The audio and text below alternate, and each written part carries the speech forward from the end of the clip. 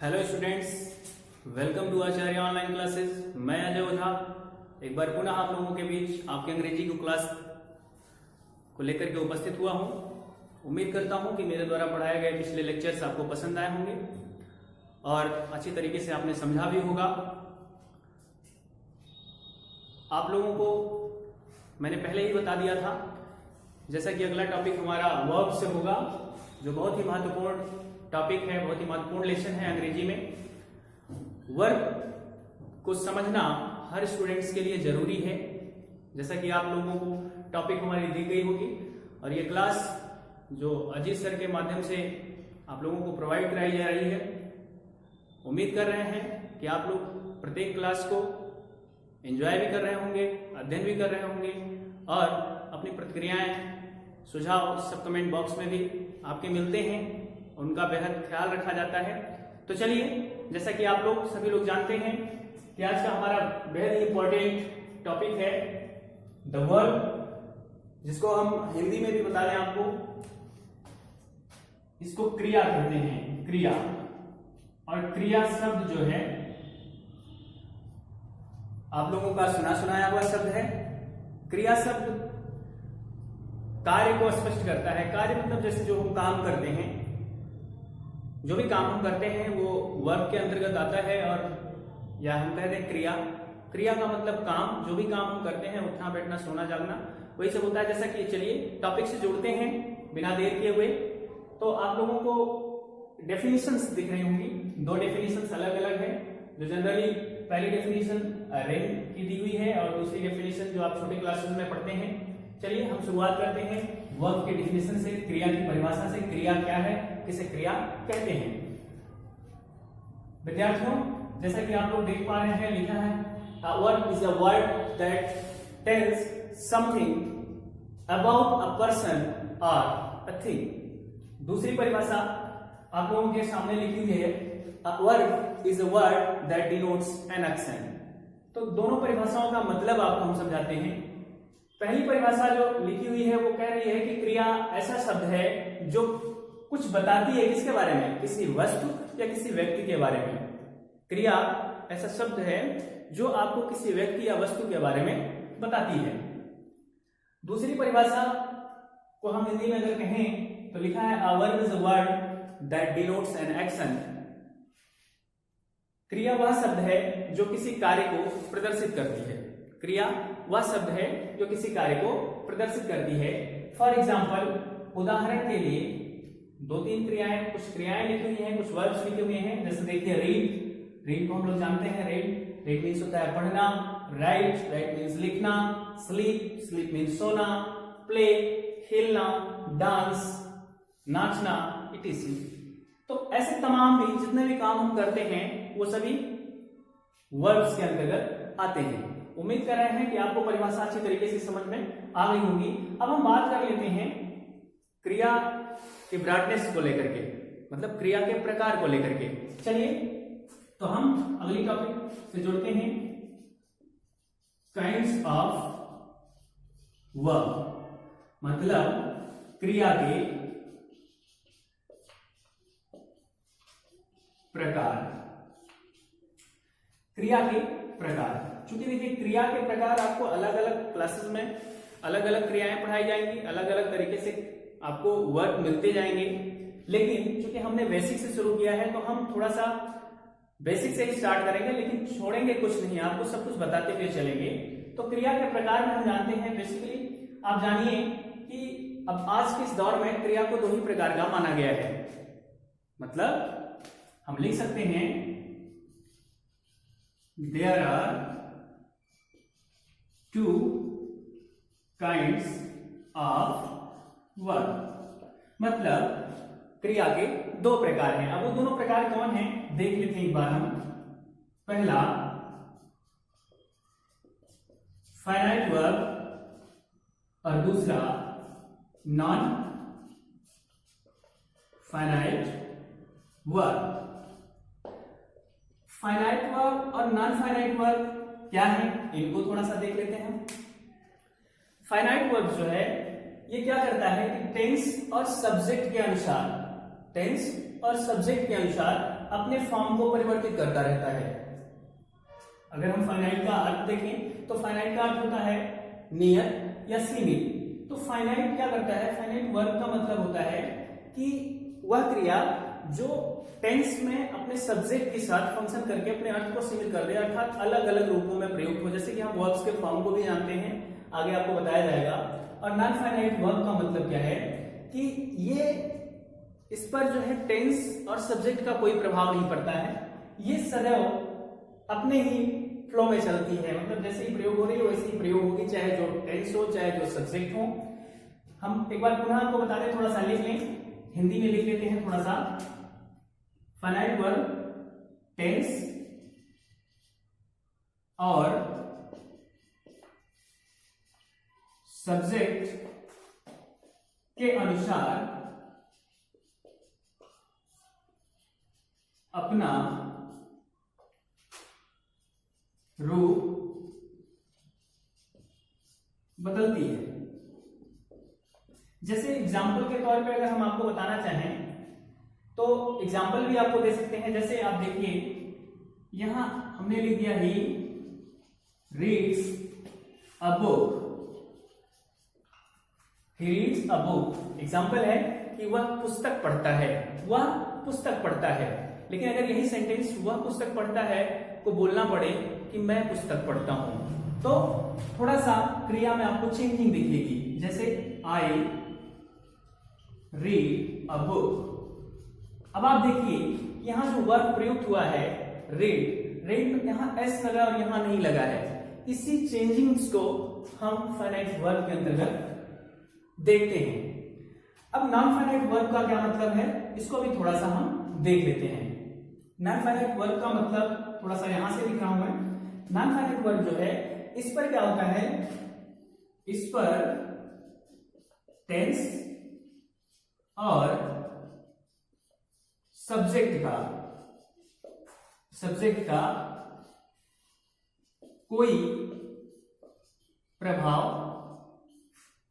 नहीं पड़ता है, नहीं पड़ता है। जैसे एग्जाम्पल में आपको बता दें, he likes to eat mangoes. He likes to eat mangoes मतलब वह आम खाना पसंद करता है। और इस दूसरा सेंटेंस एग्जाम्पल के माध्यम से आपको मैं बताना चाह रहा हूं कि I like to eat apples. अब देखिए, आपको इस दोनों एग्जाम्पल में यहां दिखेगा कि ये फाइनाइट वर्ब्स बदल रही है। ये फाइनाइट वर्ब जो हैं वो अपने रूप को थोड़ा सा परिवर्तित कर रही हैं, बदल रही हैं। लेकिन इसके बाद जो आपको एक वर्ब दिख रहा है ईट, यहां टू ईट और यहां टू ईट, इन पर कोई प्रभाव नहीं पड़ा, इन पर कोई प्रभाव नहीं पड़ा। तो हम फाइनाइट और नॉन फाइनाइट वर्ब को ऐसे ही जान सकते हैं। फाइनाइट वर्ब समूह कहेंगे जिन पर टेंस और सब्जेक्ट के अनुसार उनको परिवर्तन करना पड़े, अपना रूप बदलना पड़े। और नॉन फाइनाइट वर्ब का कोई प्रभाव नहीं पड़ता है, जैसा कि आपको एग्जाम्पल भी देकर के समझाया गया है। उम्मीद कर रहा हूं कि आपको यहां तक समझ में आया है। अब हम थोड़ा सा आगे बढ़ेंगे तो थोड़ा सा फाइनाइट और नॉन फाइनाइट वर्ब्स को लेकर के। जैसे फाइनाइट वर्ब क्या होता है, बेसिकली जनरल वे में आपको बताया जाता है, पढ़ाया भी जाता है। बेसिक ग्रामर जब स्टार्ट होते हैं, बेसिक इंग्लिश स्टार्ट होती है, तो आपको फाइनाइट वर्ब से ही समझाया जाता है, बताया जाता है। और इंटर लेवल की ग्रामर जब हम पढ़ते हैं, अंग्रेजी पढ़ते हैं, तो नॉन फाइनाइट वर्ब्स और या हाई स्कूल से ही थोड़ा बहुत परिचित कराया जाता है। तो आज हम बेसिक ही सीखेंगे, नॉन फाइनाइट वर्ब का भी क्लास होगा हमारा बेहतर, उसको भी हम सीखेंगे। तो इनके भी प्रकार हैं, इनके भी प्रयोग हैं अपने अपने, उनको हम देखते हैं। तो चलिए, उम्मीद करते हैं कि यहां तक आज का जो टॉपिक चल रहा है वर्ब, उसमें आपको डेफिनेशन, 2 डेफिनेशन हमने आपको बताए हैं, एग्जाम्पल्स हैं, एग्जाम्पल भी, और काइंड्स ऑफ वर्ब जो मॉडर्न इंग्लिश ग्रामर में जो चल रहा है वो आपको मैंने बताया। और उसके बाद यहां तक आपको फाइनाइट और नॉन फाइनाइट वर्ब्स तक आपको बताया गया है। अब हम इनके प्रकार को पढ़ेंगे। तो मैंने आपको जैसे क्लियर कर दिया है कि फाइनाइट वर्ब जो ये वर्ब है इसको थोड़ा सा स्टैंडर्ड लेवल हम मानते हैं, और इस स्टैंडर्ड लेवल को हम एक अलग से क्लास में डिफाइन करेंगे, पढ़ेंगे इसके बारे में एक विशेष प्रयोग के साथ। आज हम चर्चा करते हैं फाइनाइट वर्ब की। उसी प्रकार हम इसका भी स्पष्ट कर देंगे। आज पढ़ेंगे हम बेसिकली फाइनाइट वर्ब को। चलिए इसको मिटाते हैं। उम्मीद करते हैं कि आपको हमारे द्वारा पढ़ाई सारी बातें समझ में आ रही हैं, और अगर समझ में आ रही हैं तो वीडियो को शेयर करना, लाइक करना और अपने सुझाव कमेंट बॉक्स में देना ना भूलें। हमने आपसे वादा किया है अजीत सर के सानिध्य में हम आपको बेहतर तरीके से अंग्रेजी को समझाते हुए ले चलेंगे। चलिए अब हम बात कर लेते हैं थोड़ा सा फाइनाइट और नॉन फाइनाइट वर्ब के बारे में। तो हम डायरेक्ट यहां से स्टार्ट कर लेते हैं। फाइनाइट और नॉन फाइनाइट हमने जान लिया है। काइंड्स ऑफ फाइनाइट वर्ब और kinds of non finite verb देख लेते हैं।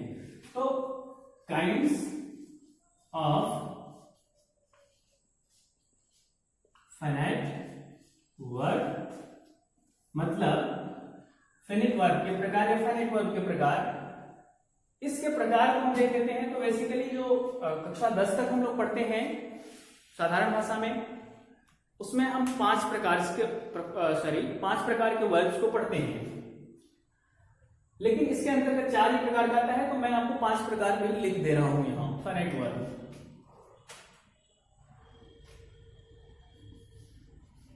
There are 5 kinds of finite verb। मतलब फाइनाइट वर्ब जो होता है वो 5 प्रकार का होता है। उन 5 के नाम देख लेते हैं हम कौन कौन से हैं। पहला ट्रांजिटिव वर्ब, हिंदी में भी जान लेते हैं। ट्रांजिटिव वर्ब को हम कहते हैं सकर्मक क्रिया। दूसरा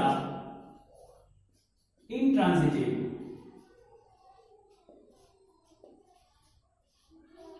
वर्ब, इसको हम कहते हैं अकर्मक क्रिया। तीसरे नंबर पर हम देख लेते हैं लिंकिंग वर्ब, जिसको हम हिंदी में कहते हैं संयोजक क्रिया। और चौथे नंबर पर एक्सिलरी वर्ब, जिसको हम हिंदी में कहते हैं सहायक क्रिया। Number 5 phrasal verb. Phrasal verb को हम संयुक्त क्रिया कहते हैं, संयुक्त क्रिया कहते हैं। हमने आपको बताया kinds of finite verb. There are 5 kinds of finite verbs. जैसा कि आप लोग व्हाइट बोर्ड पर देख भी पा रहे होंगे, हमने 5 प्रकार की क्रिया को लिख भी दिया है। Transitive, intransitive, linking, axillary, phrasal. ये 5 प्रकार की क्रियाएं जो बेसिकली हम यूज भी करते हैं, पढ़ते भी हैं। और अब हम बात करते हैं नॉन फाइनाइट वर्ब। थोड़ा सा यहां नॉन फाइनाइट वर्ब के बारे में भी आपको बता दें कि क्या क्या उसमें आता है। तो दूसरा हम देख लेते हैं काइंड्स। पढ़ेंगे हम आज फाइनाइट वर्ब को ही, और नॉन फाइनाइट वर्ब्स जो हैं उनको हम अलग से पढ़ेंगे। Kinds of non finite verbs. Kinds of non finite verbs को हम 3 प्रकार एक बता सकते हैं आपको। जैसे लिख सकते हैं यहां there are 3 kinds of non finite verb. 3 प्रकार के नॉन फाइनाइट वर्ब्स होते हैं। जैसे पहला मैंने लिखा पार्टिसिपल, दूसरा मैंने लिखा जेरेंड, और तीसरा इन्फिनेटिव। इनके बारे में हम विस्तृत चर्चा करेंगे, क्योंकि ये इंटरमीडिएट लेवल का है तो थोड़ा सा अपने आप में मायने तो रखेगा। पार्टिसिपल के भी प्रकार होते हैं, जीरेंड के भी होते हैं और इंफिनिटिव के भी प्रकार होते हैं। तो अगर हम इनको भी ले लेते हैं तो आज का ये टॉपिक बहुत लॉन्ग हो जाएगा, जबकि हम ये चाह रहे हैं कि आज का ये टॉपिक हम काइंड्स ऑफ फाइनाइट वर्क तक, जो हम बेसिकली 10th स्टैंडर्ड तक पढ़ते हैं, वहां तक ला करके हम समाप्त करेंगे। उसके बाद फिर हम आगे के वीडियो में जब हम वहां तक पहुंचेंगे, जब इसकी जरूरत होगी तो उस समय डिफाइन करेंगे। चलिए, उम्मीद करते हैं कि आपको यहां तक समझ में आ गया होगा। अब हम बात करते हैं जो ये काइंड्स ऑफ फाइनाइट वर्ब हमने पढ़े हैं, उनके जो 5 प्रकार हैं, उन 5 प्रकार की क्रियाओं को समझने का प्रयास करते हैं। चलिए आइए जुड़ते हैं, तब तक हम बोर्ड भी साफ कर लेते हैं और अब हम जुड़ेंगे एक एक क्रिया को समझते हुए, पढ़ते हुए आगे भी बढ़ते रहेंगे। चलिए, अब हम काइंड्स ऑफ फाइनाइट वर्ब के अंतर्गत जो पहला वर्ब मैंने लिखा था, उसको मैंने लिखा था ट्रांजिटिव वर्ब। ट्रांजिटिव वर्ब को हिंदी में मैंने लिखा था सकर्मक क्रिया। चलिए, इनके बारे में भी थोड़ा सा हम जान लेते हैं। थोड़ा सा चूंकि परिभाषा मैं आपको समझाऊंगा तो पूरा, लेकिन लिखने का थोड़ा सा प्रोसेस शार्ट है, वो आप समझ करके भी लिख सकते हैं अगर नोट्स तैयार कर रहे हैं। और जहां भी आपको जरूरत लगे या मैं थोड़ा तेज चल रहा हूं, आप स्क्रीनशॉट ले लीजिए, पढ़िए, नोट्स कर लीजिएगा। और वैसे बहुत ज्यादा स्पीड भी नहीं है हमारी भाई और बहुत ज्यादा स्लो भी नहीं है, हम आराम से चल रहे हैं। आप चाहें तो पेन और कॉपी साथ में रख करके नोट्स भी बनाते हुए चल सकते हैं। तो चलिए स्टार्ट कर चुके हैं हम। फाइनाइट वर्ब के पहले प्रकार को हमने लिख दिया है, ट्रांजिटिव वर्ब, सकर्मक क्रिया। सकर्मक क्रिया किसे कहते हैं? जैसे सकर्मक में आपको हिंदी में लिखा हुआ दिख रहा है, तो सकर्मक मतलब सकर्मक, कर्म भी दिख रहा है, सा भी दिख रहा है और का भी दिख रहा है। और कर्म को अंग्रेजी में हम ऑब्जेक्ट कहते हैं।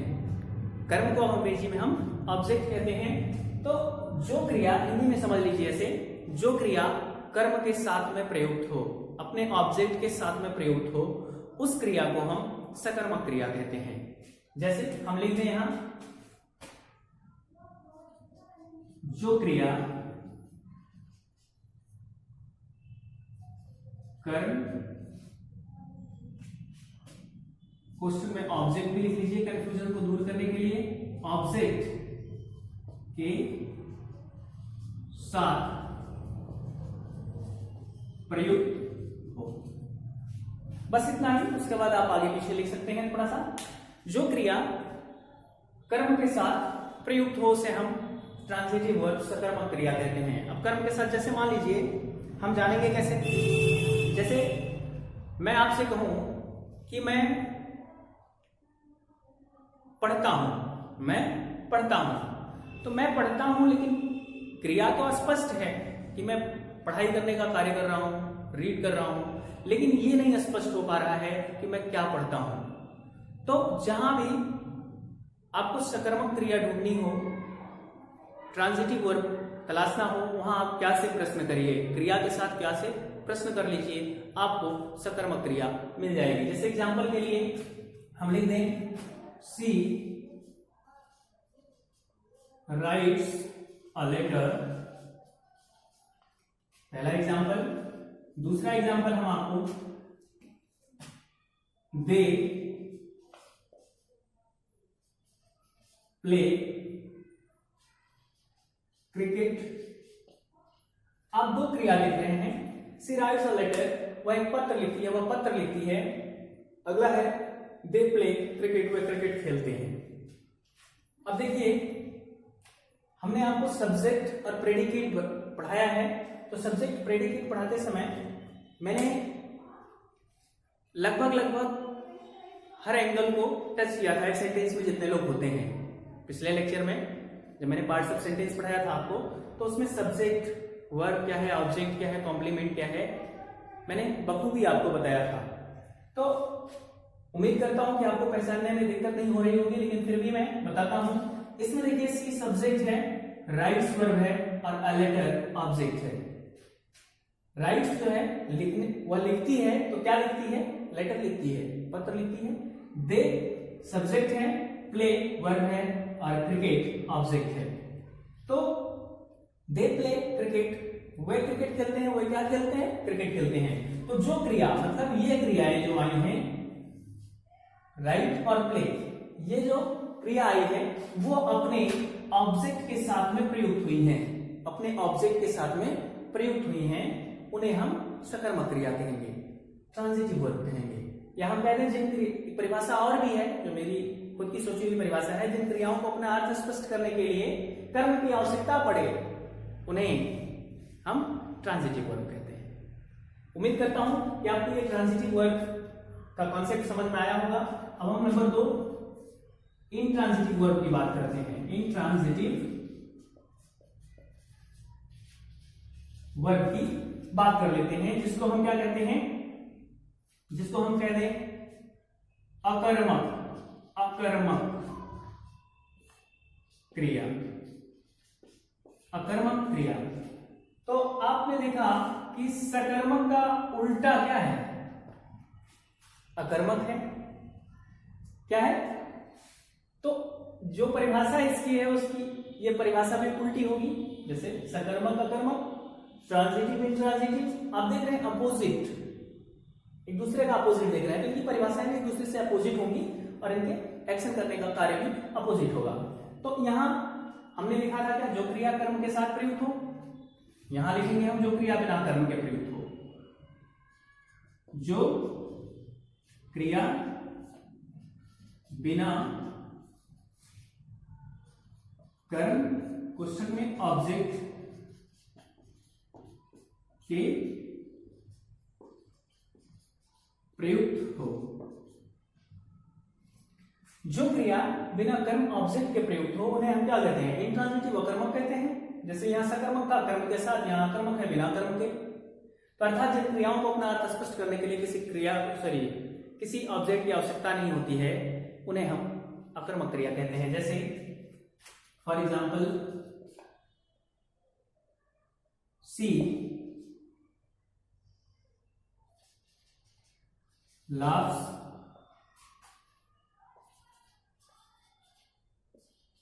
मोहन beeps,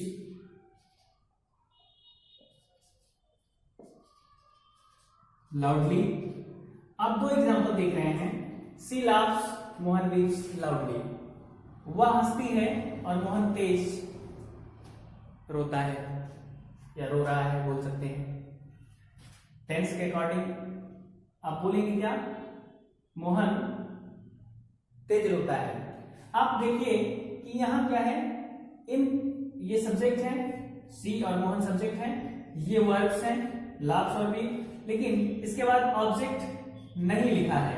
यहां जो लिखा है लाउडली, इसको ऑब्जेक्ट नहीं कह सकते आप, कॉम्प्लीमेंट मानिए, ये कॉम्प्लीमेंट का पार्ट है, तो ये भी ऑब्जेक्ट नहीं है। तो हम कह सकते हैं कि जिन क्रियाओं को अपना अर्थ स्पष्ट करने के लिए, और ये अपना अर्थ भी स्पष्ट कर रही हैं, तो जिन क्रिया को अपना अर्थ स्पष्ट करने के लिए ऑब्जेक्ट की आवश्यकता ना हो, उसे हम क्या कहते हैं? इंट्रांजिटिव वर्ब कहते हैं। उम्मीद कर रहे हैं आपको यह समझ में आया होगा। चलिए अब हम नंबर 3 पे बढ़ते हैं। नंबर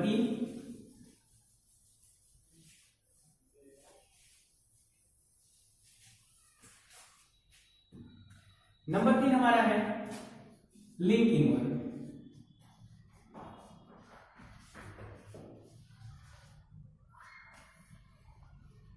लिंकिंग वर्ब को मैंने क्या कहा था? संयोजक क्रिया। हिंदी में मैंने बताया था इसको संयोजक क्रिया कहा जाता है। संयोजक क्रिया। संयोजक का क्या अर्थ होता है? हिंदी में अर्थ संयोजक का होता है जोड़ना। संयोजक का अर्थ होता है जोड़ना। अच्छा, जोड़ना, चलिए थोड़ा सा लिख लेते हैं। तो इसको लिखना पड़ेगा, इसके लिए कुछ ट्रांजिटिव इंट्रांजिटिव जैसी भावना नहीं है। तो चलिए शुरू कर लेते हैं, लिख लेते हैं। जो क्रिया अपना अर्थ स्पष्ट करने के लिए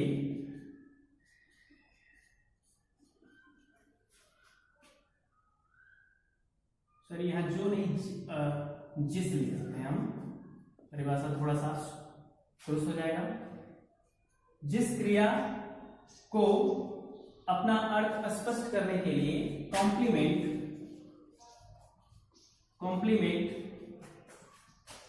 पुस्तक में पूरक की आवश्यकता होती है उसे हम लिंकिंग वर्ब कहते हैं। लिंकिंग वर्ब बेसिकली जैसे हम आपको बता दें, लिंकिंग वर्ब जोड़ने का काम करती है, तो जोड़ती किसको है? लिंकिंग वर्ब जोड़ने का काम करती है सब्जेक्ट को कॉम्प्लीमेंट से, सब्जेक्ट को कॉम्प्लीमेंट से जोड़ने का कार्य करती है। For example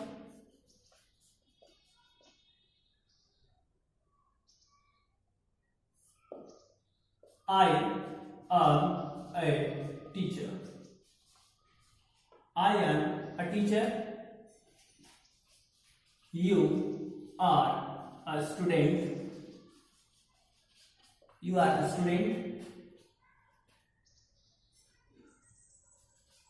He was a player. आप ऐसे तमाम सेंटेंस देख सकते हैं जो आपको मिलेगा। ऐसे वाक्यों में होता क्या है, जहां लिंकिंग वर्ब का प्रयोग होता है वहां मुख्य क्रिया का प्रयोग नहीं होता है। मुख्य क्रिया के रूप में आपको is, am, are, was, were मिलता है। Is, am, are primary auxiliary में वर्ब भी आपको मिलता है। अब ये क्या कर रहा है, ये वर्ब है, इसमें और कोई काम आपको नहीं दिख रहा है, केवल होने ना होने की बात भी बताई जा सकती है आपको इसमें। आप इसमें देखिए कि ये सब्जेक्ट है, आई, यू, ही, ये सब्जेक्ट है, और इन सब्जेक्ट, और ये देखिए यहाँ a teacher, a student, a player, ये क्या है, कॉम्प्लीमेंट है। तो सब्जेक्ट को कॉम्प्लीमेंट से और सब्जेक्ट को कॉम्प्लीमेंट से जोड़ने का कौन काम कर रहा है, ये एम, आर, वाज। तो मैं बता दूं आपको कि जो भी इज, एम, आर आते हैं अकेले क्रिया के रूप में, तो वो जोड़ते हैं सब्जेक्ट और कॉम्प्लीमेंट को, इसलिए इन्हें लिंकिंग वर्ब कहा जाता है। उम्मीद करता हूं कि लिंकिंग वर्ब संयोजक क्रिया का यह कॉन्सेप्ट भी आपको समझ में आया होगा। अब हम बात करते हैं एक्सिलरी वर्ब की।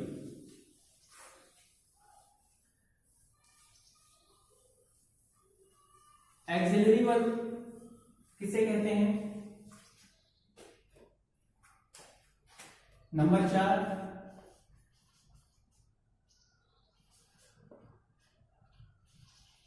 Axillary verb. एक्सिलरी वर्ब मतलब सहायक क्रिया। सहायक क्रिया मतलब जैसे कि नाम से ही स्पष्ट है, सहायक क्रिया जैसा कि नाम से ही स्पष्ट है कि सहायक क्रिया क्या काम करती है, तो सहायक क्रिया सहायता करने का काम करती है। सहायक क्रिया सहायता करने का काम करती है। किसकी सहायता करती है? टेंस के निर्माण में। टेंस के निर्माण में जिस क्रिया का प्रयोग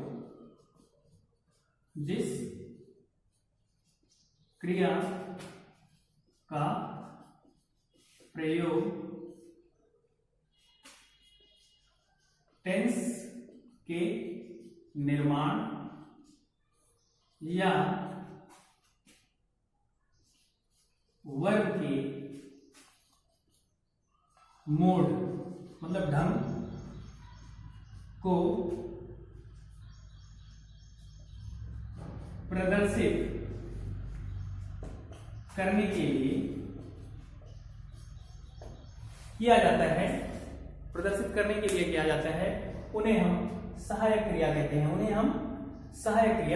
कहते हैं। सहायक क्रिया क्या करती है कि सहायक क्रिया टेंस का निर्माण करती है। मुख्य क्रिया की सहायता करेगी और मुख्य क्रिया की सहायता करके टेंस का निर्माण करेगी, या फिर क्या करेगी, जो मुख्य क्रिया है, जो वर्ब है, उसके ढंग को प्रदर्शित करेगी। उसे हम क्या कहते हैं? Axillary verb. जैसे एग्जाम्पल के माध्यम से हम लिख सकते हैं। फॉर एग्जाम्पल आप देखिए, हम लिख दें यहां कि I am singing a song. दूसरा example, she has done her work. आप देखिए कि यहां ये क्रियाएं जो प्रयुक्त हुई हैं, एक मुख्य क्रिया भी दिख रही है आपको, यहां सिंगिंग और यहां डन। तो यहां क्या की गई, ये सहायक क्रियाएं हैं, एम और हैज, ये सहायक क्रियाएं हैं और ये सहायक क्रियाएं मुख्य क्रिया की सहायता कर रही हैं, उनके रूप को भी परिवर्तित कर रही हैं और टेंस का निर्माण भी कर रही है। जैसे पहला वाक्य लिखा आई एम सिंगिंग अ सॉन्ग, मैं एक गीत गा रहा हूं, और दूसरा वाक्य लिखा है she has done her work. She has done her work मतलब उसने अपना कार्य कर लिया है। तो आप देखिए ये प्रेजेंट कंटीन्यूअस टेंस है और ये प्रेजेंट परफेक्ट टेंस है। तो अलग अलग टेंस का निर्माण करने के लिए अलग अलग सहायक क्रियाओं की जरूरत होती है। हमने कहा कि क्रिया के मोड को भी प्रदर्शित करती है, तो मॉडल वर्ब्स जो आते हैं उन्हें हम बताएंगे, आपको प्रकार बता देते हैं। एक्सिलरी वर्ब क्या करता है, एक्सिलरी वर्ब दो प्रकार का होता है। एक्सिलरी वर्ब दो प्रकार का होता है, पहला प्राइमरी और दूसरा मॉडल। प्राइमरी एक्सिलरी का क्या मतलब होता है, प्राइमरी एक्सिलरी मतलब प्राथमिक सहायक क्रियाएं, प्राथमिक सहायक क्रिया। और दूसरा जो मॉडल एक्सिलरी है, इसको हम रीति या ढंग, रीतिवाचक कह सकते हैं, रीतिवाचक सहायक क्रिया। चलिए, तो एक्सिलरी वर्ब के बारे में आज इतनी जानकारी। और एक्सिलरी वर्ब थोड़ा सा ब्रॉड है, इन दोनों का अलग अलग चैप्टर्स है, इन दोनों का अलग अलग लेसन है, चैप्टर है, और इनको हम अलग अलग टॉपिक में पढ़ेंगे भी। अब हम उम्मीद करते हैं कि यहां तक आपको समझ में आया है। अब हम जो फाइनाइट वर्ब हमने पढ़ा था उसका लास्ट टॉपिक डिक्लेयर करेंगे, सॉरी आपसे उसके विषय में चर्चा करेंगे। चलिए, नंबर 5 जो है हमारा वो क्या है, फ्रेजल।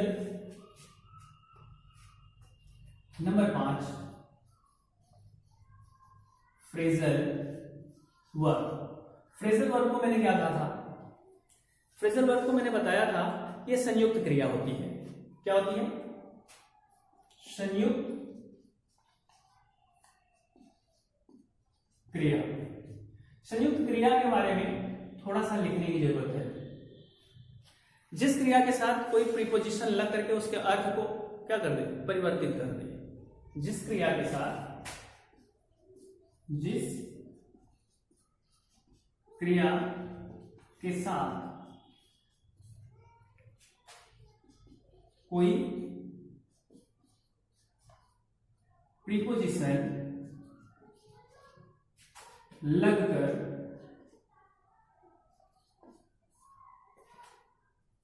उसके अर्थ को परिवर्तित कर दे।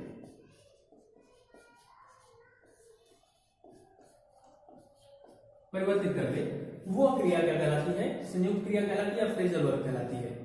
चलिए देख लेते हैं कुछ उदाहरण। जैसे हम कुछ क्रियाओं को लिखते हैं यहां एग्जाम्पल के लिए, जैसे आप जानते हैं KEEP कीप। आपको मालूम है कीप मीन्स होता है क्या है, रखना। कीप मीन्स होता क्या है, रखना। अगर इसी के साथ हमने एक प्रीपोजिशन को ऐड किया, ऑन ऐड कर दिया मैंने, तो अभी हुआ क्या, कीप ऑन। कीप ऑन, अब अर्थ इसका थोड़ा सा अलग हुआ। कीप ऑन का मतलब हो गया जारी रखना, जारी रखना। चलिए दूसरा उदाहरण देख लेते हैं। ऐसे ही जारी रखना, जैसे वेंट। वेंट को हम लोग जानते हैं, वेंट मीन्स क्या, go went gone, go went, went means क्या। लेकिन अगर इसी के साथ हमने क्या कर दिया, ऑन जोड़ दिया, तो वेंट ऑन मीन्स भी क्या हो गया, जारी रखना, जारी रखना। चलिए एक और देख लेते हैं एग्जांपल। हमने यहां लिख दिया लुक। लुक मीन्स क्या होता है? देखना, लेकिन इसी के साथ हमने जोड़ दिया आफ्टर। अब ये हो गया look after. Look after means देखभाल करना, देखभाल करना। देखिए आपके सामने एग्जांपल्स 2-3 रखे गए हैं, जो भी टॉपिक क्लियर की गई, और आज का टॉपिक हम यही समाप्त करेंगे। लेकिन उसके पहले आप लोगों को बताना चाहेंगे कि जो भी लेक्चर्स आपको दिए जा रहे हैं उनको आप आसानी से पढ़िए, बैठ करके पूरे वीडियो को देखिए, और उम्मीद करते हैं कि जितना भी कुछ बताया जा रहा है आपको बखूबी समझ में आएगा। मैं जानता हूं कि अधिकांश हमारे रूरल क्षेत्र में सब हिंदी मीडियम के स्टूडेंट्स हैं, और उनके लिए ये सब चीजें समझने में थोड़ी सी आसानी होगी, इसलिए हम इनको इस तरीके से प्रस्तुत कर रहे हैं। थोड़ा सा टेक्निकल वे में आपको समझाने का प्रयास भी करते हैं। उम्मीद करते हैं आपको हमारे द्वारा पढ़ाया गया आज का यह चैप्टर भी पसंद आएगा, और अजीत सर के इस कठिन परिश्रम के लिए और हमारे लिए आप वीडियो को लाइक करें, शेयर करें, कमेंट करें। मिलेंगे हम अगले वीडियो में, अगले लेक्चर में। तब तक के लिए आप लोगों को बहुत बहुत धन्यवाद।